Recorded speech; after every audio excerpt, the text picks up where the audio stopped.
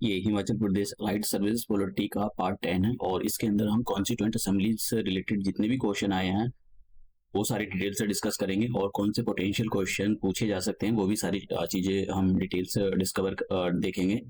देखिए, constituent assembly के बारे में आपको पता होना चाहिए कब से इसकी मांग उठी, किसने इसकी मांग उठाई, इसको कैसे बनाया गया, कौन सी डेट को बनाया गया, कितनी सीट थी।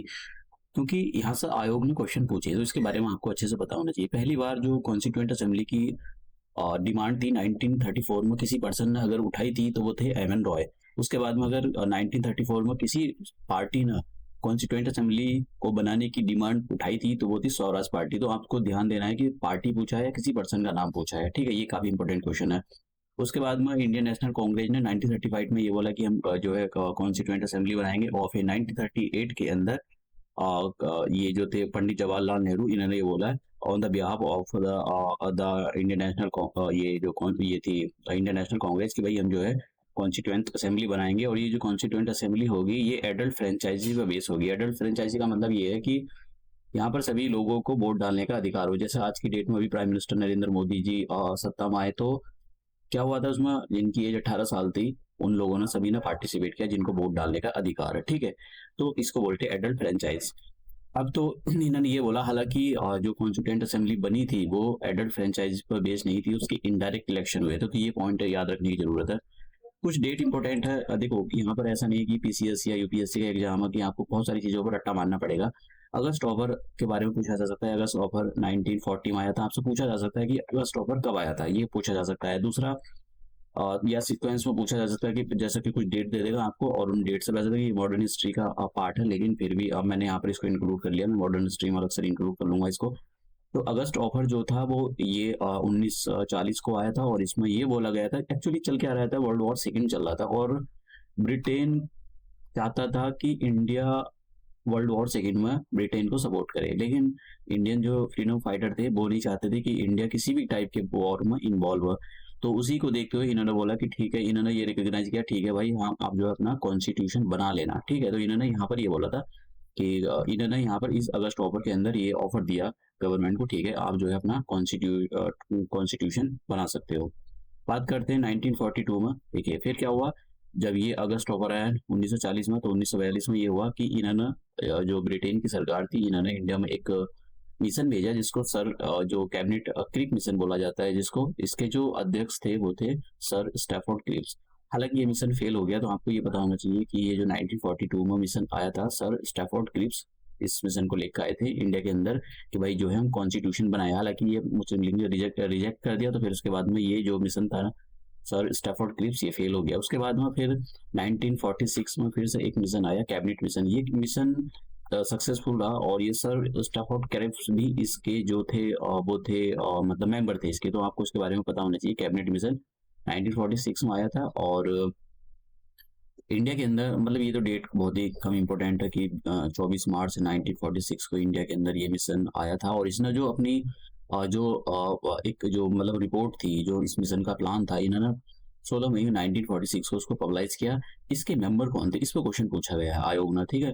एक तो आपको पता होना चाहिए ये पैथिक लॉरेंस थे। सर स्टैफोर्ड क्रिप्स जो 1942 में आए थे, सर स्टैफोर्ड क्रिप्स, इनको भी जो है इसका मेंबर बनाया गया। और एवी अलेक्जेंडर, तो इसके नाम आपसे पूछे जा सकते हैं काफी। पर देखो, ये तो नहीं पता कह सकते कि भाई आयोग ने, क्योंकि आयोग कभी कभी ना मतलब बाल की खाल में से क्वेश्चन निकालता है तो ये बड़ा मुश्किल होता है। इसलिए वो दायरा बढ़ाकर बेस बढ़ाकर जाना पड़ता है। इसलिए उन्हीं का सिलेक्शन होता है जो अपना बेस बढ़ाकर जाते हैं, जो अब बिल्कुल ऐसी वही चीज करके जाते हैं कि भाई ये टू द पॉइंट करके जाते हैं। तो देखो फिर तो मुश्किल है, क्योंकि इतने बच्चे इतनी कम सीट रहती है, इतने बच्चे पेपर देते हैं और सबको हटाना होता है, तो कैसे हटाओगे मुश्किल पेपर बनाकर।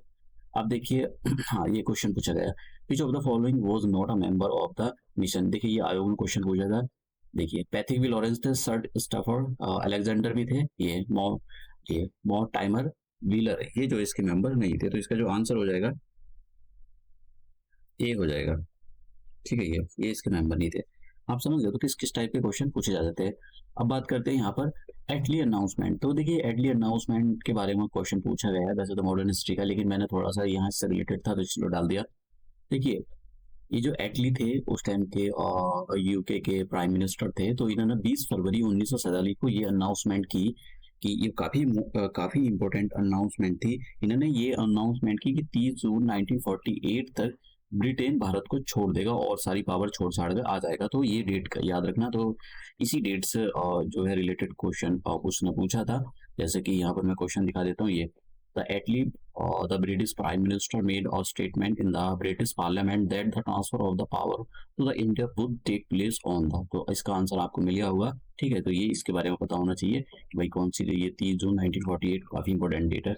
अब ये माउंट बैटन प्लान पूछा जा सकता है कि भाई माउंट बैटन प्लान ये कौन सी तारीख को ये मतलब पूछा जा सकता है कुछ भी। तो 3 जून 1946 को 3 जून 1946 नहीं 7 को ये किया गया कि भाई दो देश बनाए जाएंगे, इंडिया और पाकिस्तान। इसी को माउंट बैटन प्लान बोला जाता है। तो ये आपको अच्छे से पता होना चाहिए भाई माउंट बैटन प्लान को भी पूछा गया है। तुम्हारे उसमें नहीं पूछा गया लेकिन दूसरे उसमें पूछा गया है।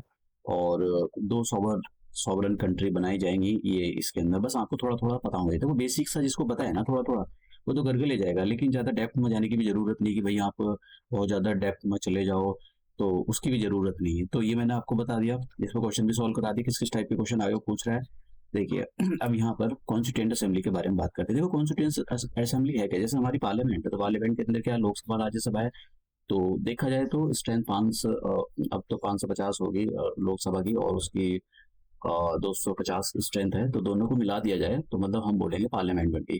तो उस टाइम पर ये कॉन्स्टिट्यूंट असेंबली थी। मतलब कॉन्स्टिट्यूंट असेंबली जो थी वो इनडायरेक्टली लोग जो प्रोविंसेस होते हैं उनके थ्रू इनडायरेक्टली इलेक्ट हो गई थी। आम लोगों ने पार्टिसिपेट नहीं किया था उसके अंदर। जैसे हम तुम लोग हो गए, हमारी एज 18 साल है। तो अभी क्या हुआ 18 जो प्राइम मिनिस्टर के इलेक्शन हुए थे, चीफ मिनिस्टर के इलेक्शन होते हैं तो उसमें उनकी जिनकी एज 18 साल से ज़्यादा होती है वो एज अब जो है अपना पार्टिसिपेट करते हैं उसके अंदर। तो यहाँ पर ऐसा नहीं था। और इसके अंदर हर कोई बंदा वोट नहीं डाल सकता था। ठीक है, तो इसके बाद याद रखना ये जो प्लान आया था मैंने आपको बताया कैबिनेट मिशन आया था।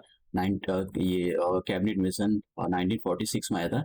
ये कैबिनेट मिशन ने ही बोला था कि भाई जो है कॉन्स्टिट्यूंट असेंबली जो होगी उसकी कितनी सीट होंगी, उसकी स्ट्रेंथ कितनी होगी। तो इन्होंने बोला देखो भाई सीट जो होगी कॉन्स्टिट्यूंट असेंबली की वो ये वाली सीट है, ये 389 सीट होंगी जिसमें से 93 जो सीट होंगी वो प्रिंसली स्टेट से आएंगी।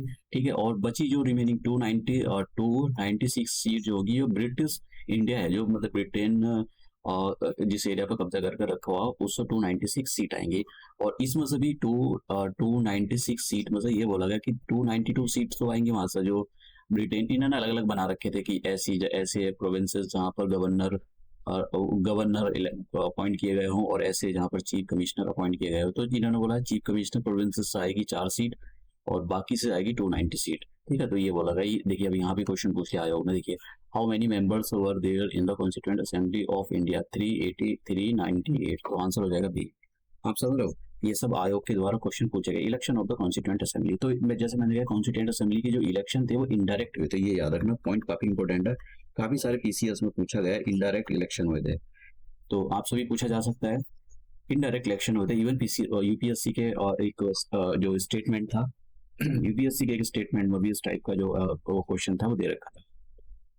तो 2 और 2 जैसे मैंने कहा कि टोटल सीट 389 थी लेकिन जो इलेक्शन होने थे वो 296 पर होने थे। तो 296 पर जुलाई अगस्त में इलेक्शन हुए और इस इलेक्शन में जो इंडियन नेशनल कांग्रेस है उसको 208 सीट मिली और 73 सीट मिली मुस्लिम लीग को और बाकी इंडिपेंडेंट 15 सीट। ये कम चांसेस है कि इस टाइप का क्वेश्चन पूछा जाए, लेकिन भैया आयोग को वही वो फ्रस्ट्रेट होकर बैठा होगा, बच्चों को फ्रस्ट्रेट करना चाहता हो तो फिर पूछ भी सकता है इस टाइप के क्वेश्चन। अब देखिए अब क्या हुआ, इलेक्शन हो गए। अभी मैंने बताया आपको जुलाई अगस्त में इलेक्शन हो गए। अब आ गई दिसंबर, 9 दिसंबर की डेट आ गई। 9 दिसंबर 1946। ठीक है, जुलाई अगस्त में इलेक्शन हो गए और फिर दिसंबर आ गया। तो इसमें क्या हुआ, ये पहली बार मिली कॉन्स्टिट्यूएंट असेंबली 9 दिसंबर। ये क्वेश्चन पूछा गया था कि भैया जो कॉन्स्टिट्यूएंट असेंबली थी इसकी पहली मीटिंग कौन सी डेट को हुई थी। 9 दिसंबर 1946 को हुई और इसको जो चेयर कर रहे थे इसको चेयर कर रहे थे और डॉक्टर सच्चिदानंद सिन्हा। तो इनको टेम्परेरी प्रेसिडेंट बनाया गया था। अभी प्रो टाइम स्पीकर वाला सिस्टम आपने देखा ही होगा, जब भी बात में देखेंगे इसको। वैसे तो मैंने करंट अफेयर में कवर किया है, इसको अच्छे से करके जाना इंपॉर्टेंट है। इस बार बहुत इंपॉर्टेंट है, आप क्वेश्चन पूछा जा सकता है स्पीकर से और प्रो टाइम स्पीकर से रिलेटेड। फिर उसके बाद इन्होंने क्या हुआ, इनको जो है टेम्परेरी प्रेसिडेंट बनाया गया और कॉन्स्टिट्यूएंट असेंबली का और डॉक्टर सच्चिदानंद सिन्हा को। उसके बाद में 11 दिसंबर को फिर दूसरी मीटिंग होती है 11 दिसंबर 1946 को। तो उस मीटिंग के अंदर ये कॉन्स्टिट्यूएंट असेंबली की मीटिंग चली थी, ना कि इंडियन नेशनल कांग्रेस की, कभी आप कंफ्यूज हो जाओ। तो डॉक्टर राजेंद्र प्रसाद को परमानेंट चेयरमैन बनाया गया या प्रेसिडेंट बनाया गया इस कॉन्स्टिट्यूएंट असेंबली का। तो ये डेट याद करने की जरूरत है, बहुत इंपॉर्टेंट है। फिर देखिए, फिर 2 दिन के बाद डॉक्टर नहीं, ये जो जवाहरलाल नेहरू थे, पंडित जवाहरलाल नेहरू, इन्होंने एक ऑब्जेक्टिव रेजोल्यूशन मूव कराया। और कौन सी डेट में इसको मतलब एक सर्वसम्मति से इसको पास कर दिया गया, अपना लिया गया 19, और ये डेट पता होनी चाहिए 22 जनवरी 1947 को। देखो कुछ डेट बहुत इंपॉर्टेंट है। देखो दिसंबर के बाद क्या आएगा भाई, दिसंबर 13 दिसंबर 1946 है, तो फिर सीधा 47 आएगा। तो जब डेट आएगी दिसंबर के बाद, जनवरी की डेट आएगी 22 जनवरी 1947 को, इन्होंने ये जो ऑब्जेक्टिव रेजोल्यूशन था इसको अडॉप्ट कर लिया था। देखो है क्या ये, आज आपने प्रियम्बल देखा होगा, preamble be the people of India, इस टाइप से उसमें लिखा हुआ प्रियम्बल। तो जो आज का प्रियम्बल है वो मॉडिफाइड वर्जन है आज का, ठीक है। आज का जो मॉडिफाई उसका ये ऑब्जेक्टिव रेजोल्यूशन का मॉडिफाइड वर्जन है। तो ये आपको पता होना चाहिए। आपसे 2-3 टाइप से क्वेश्चन पूछा जा सकता है। ऑब्जेक्टिव रेजोल्यूशन किसने मूव कराया था, कौन सी डेट को मूव कराया था, इसको कब अपनाया गया था, ठीक है, अडॉप्ट कब किया गया था, ये बहुत इंपॉर्टेंट क्वेश्चन है। और उसका क्या जो ऑब्जेक्टिव रेजोल्यूशन है उसका मॉडिफाइड वर्जन आज का प्रियम्बल हमारा जो हमारे कॉन्स्टिट्यूशन में लिखा, हाँ जी बिल्कुल सही बात है भैया। ये अभी वाला क्वेश्चन भैया आप ये अटेम्प्ट करें, वैसे तो पीसीएस का क्वेश्चन है, लेकिन फिर भी आप अटेम्प्ट कर सकते हैं। इसमें ये बोला गया कि which of the following statement are the correct regarding the Indian constituent assembly. तो इंडियन कॉन्स्टिट्यूएंट असेंबली के बारे में बताना है। तो देखिए जरा इस वाले स्टेटमेंट को देखें आप, ये it resulted from the direct election. क्या इसके डायरेक्ट इलेक्शन होते हैं? इसके डायरेक्ट इलेक्शन नहीं होते, इसके इनडायरेक्ट इलेक्शन होते हैं। इसकी वजह से बी स्टेटमेंट अगर खत्म करें हम, तो ये गया ये गया ये गया, आंसर हो जाता है ए। तो आप समझ रहे हो, इस टाइप के क्वेश्चन मतलब को सॉल्व करने का तरीका आपको पता होना चाहिए। तो हम ये जो अपना जो लेक्चर इसको समाप्त यहीं पर करते हैं और नए लेक्चर में मिलते हैं। और आपको थोड़ा बेस बढ़ाने की जरूरत है, इतना भी बेस बढ़ाने की जरूरत है, लेकिन थोड़ा सा दायरा बढ़ाना पड़ेगा आपको। तो ये लेक्चर हम यहीं समाप्त करते हैं।